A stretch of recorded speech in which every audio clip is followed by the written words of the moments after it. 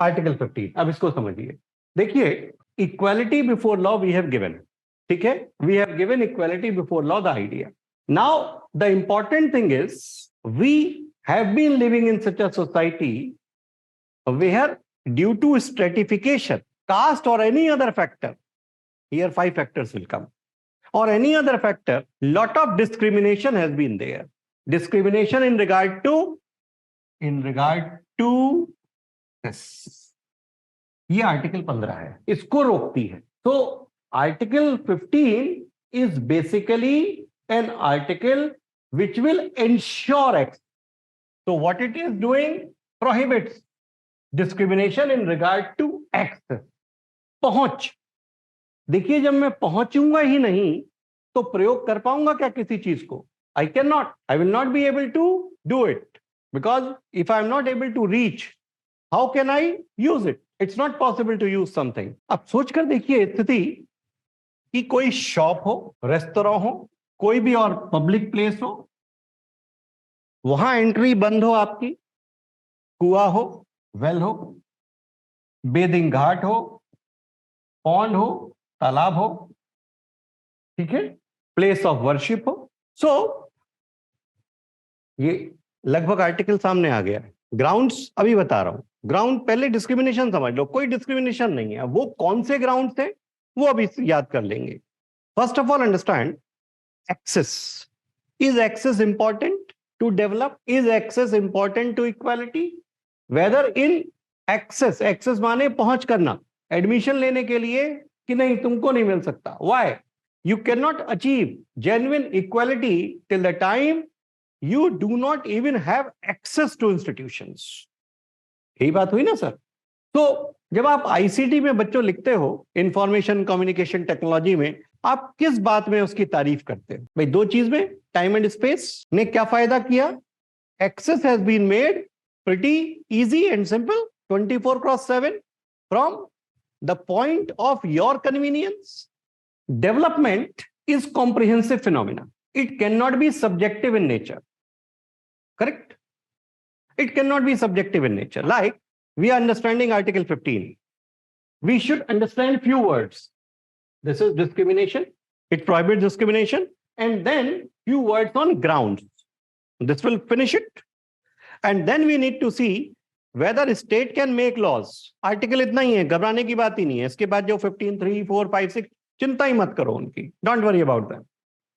वो सिर्फ ये कहते हैं state can make laws for the protection of और in regard to socially and educationally backward scheduled caste and scheduled tribes in favour of them. यानी कि उनको एक्सेस कहीं देनी पड़े तो दे सकते हैं।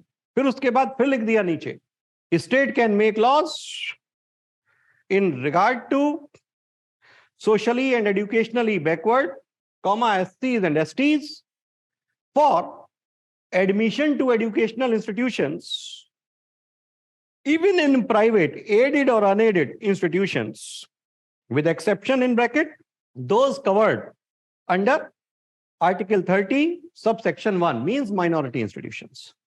कोई चिंता नहीं, आसान बात है, याद करने में कौन सी टेंशन है। फिर state can make provisions in regard to socially and educational backward classes, OBCs के लिए आ गया। Can we make laws in regard to that?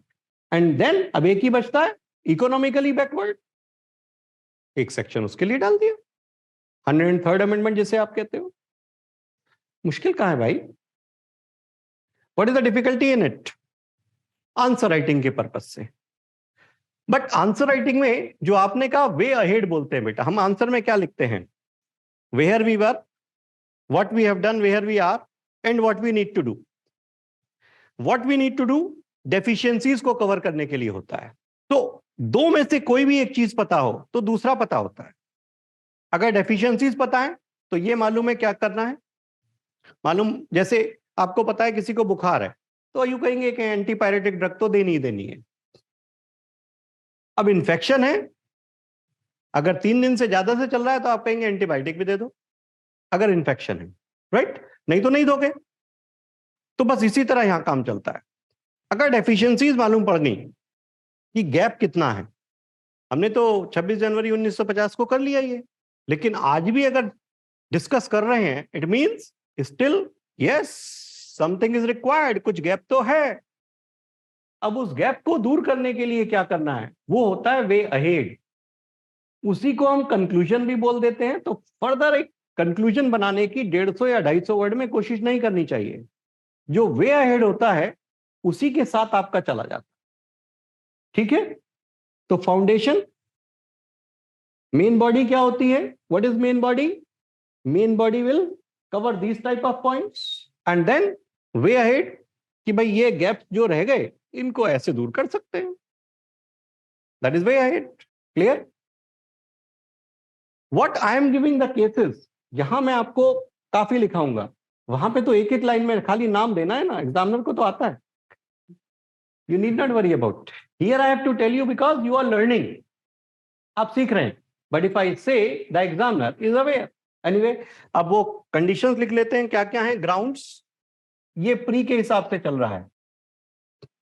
ये एक्सेस पब्लिक प्लेसेस और यूसेज, जो पब्लिक यूसेज की जगह है उनके लिए है। ठीक है, पब्लिक यूसेज की जो जगह है, ये एम्प्लॉयमेंट का नहीं है, लेकिन एजुकेशनल इंस्टीट्यूशन इसी में आ जाएंगे क्योंकि पब्लिक प्लेस है वो जिसको यूज करके आपका डेवलपमेंट होता है। इसलिए सुप्रीम कोर्ट ने कहा यहां तो और भी ज्यादा जरूरी है, मंदिर मस्जिद तो बाद में देख लेंगे, भैया एजुकेशन इंस्टीट्यूशन तो बहुत जरूरी है। Are you getting my point?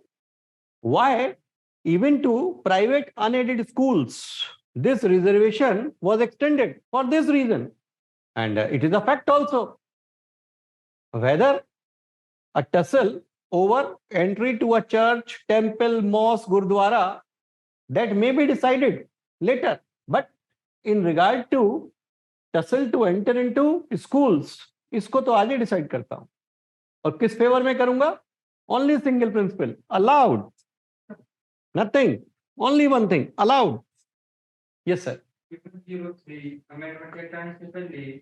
Economically के लिए नहीं था ना, कास्ट बेस्ड था, इसीलिए इंदिरा साहनी केस वो आगे पढ़ेंगे। 50% की जो बार है, तो क्या इंदिरा साहनी केस अपने आप वायलेट हो गया?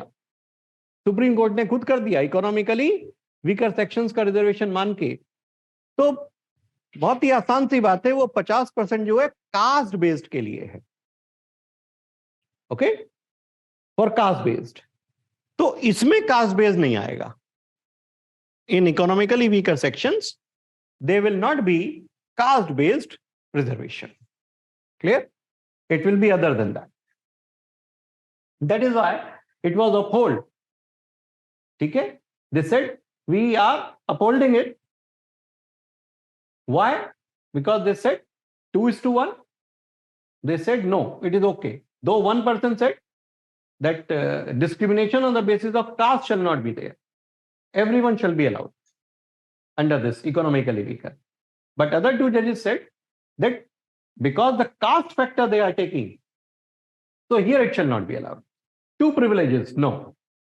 One, privilege one. Otherwise, in general, both can fight. Both can actually be seen, selected in general, that's a separate merit. But if you are applying for privilege under SC, ST, or if you are applying for privilege under EWS, one of them. In general, no worries. Any one of you. Yes, sir. The Constitution लागू है sir, तब से ये caste base पे भी private institution भी नहीं कर सकते एजुकेशन। हाँ, मतलब भेदभाव नहीं कर सकते। भेदभाव नहीं कर रहे थे, रिजर्वेशन की कहानी हो रही है, प्लीज अंडरस्टैंड। एक तो हो गया भेदभाव कि आप एडमिशन लेने आए और मैंने मना नहीं किया, और एक हो गया कि मैंने आपके लिए ईयर मार्क कर दी 100 में से 20 सीट 10 सीट जो भी हैं कि भाई ये या तो खाली चली जाएंगी नहीं तो वो नहीं दी जाएंगी। आप समझ रहे हो कॉन्सेप्ट? यहां चीज आती है। हाँ, एक्सेस में तो कोई दिक्कत ही नहीं थी, प्राइवेट हो या गवर्नमेंट, कुछ नहीं, कोई प्रॉब्लम नहीं, एक्सेस में इशू नहीं था। इशू ये आएगा कि क्या ईयर मार्किंग कर सकते हैं, फिर आगे इशू आएगा, अभी खत्म कर लूं लिखा दूं, फिर आगे इशू आएगा कि राइट टू एजुकेशन में क्या मैं फ्री पढ़ाने को कह सकता हूं? ये तो आप सोचिए, Delhi public school, modern school Barakhamba, Sanskriti school, यहां पे कहा जाए कि भाई जो इकोनॉमिकली बैकवर्ड हैं इन्हें आप मुफ्त पढ़ाइए, ओके? तो will they be ready? Yes. तो वो सुप्रीम कोर्ट चले गए, उनकी एसोसिएशन, सुप्रीम कोर्ट ने कहा नथिंग डूइंग, एजुकेशन की बात है, भाग जाओ, गवर्नमेंट का ऑर्डर बिल्कुल ठीक है, तुम्हें अरेंज करना है। वो बच्चे पैसे नहीं देंगे कि जी सरकार से दिलवा दो, बोले सरकार से बात कर लो। हम मना नहीं कर रहे, हम मना नहीं कर रहे हैं कि सरकार भी पैसे नहीं देगी, हम we are not writing in our order, वो तुम्हारे और सरकार के बीच की बात है, लेकिन तुम बच्चों को मना नहीं कर सकते। जब जो काम कर रहे हो उसे अच्छे से करो, बस। अब इसे पढ़ रहे हो तो सिर्फ पढ़ो। You are on a beach, just enjoy, जो करो उसे बढ़िया से करो। ये एक अप्रोच है प्रोफेशनलिज्म, जो भी करो अच्छे से करो। अब सीखने में क्या दिक्कत है? दिमाग में बिठाते जाओ कि प्री का क्वेश्चन आएगा, सर क्या आएगा, यार ये ग्राउंड पूछ लेगा, ग्राउंड याद कर लेते हैं। रिलीजन पूछ लेगा, है ना बेटा, याद हो गया रिलीजन, रेस, सेक्स, कास्ट और प्लेस ऑफ बर्थ, ये ग्राउंड्स हैं। अब इसकी लैंग्वेज बना लेते हैं, ये तो हो गया प्री के हिसाब से। तो ये आर्टिकल अगर मैं सीटीएफएस में बनाता कि भाई ये आर्टिकल एम्प्लॉयमेंट के लिए है तो गलत। ये आर्टिकल एक्सेस का आर्टिकल है, this is an article which is related to, under it government can make laws to ensure access to what type of institutions, to all type of institutions, but access to all type of institutions, whether educational institutions, yes, temples and other things subject to faith, okay?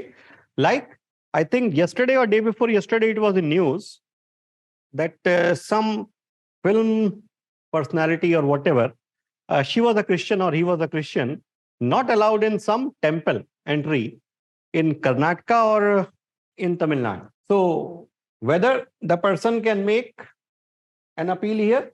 No, because it will be to the people of same religion. In matter of religious faith, they may apply certain restrictions. The women of same faith cannot be barred. Understanding it? The women of same faith cannot be barred. So those who are pursuant of the same religion cannot be restricted from a place of worship associated with them. They cannot be. Otherwise, yes, certain things may be there.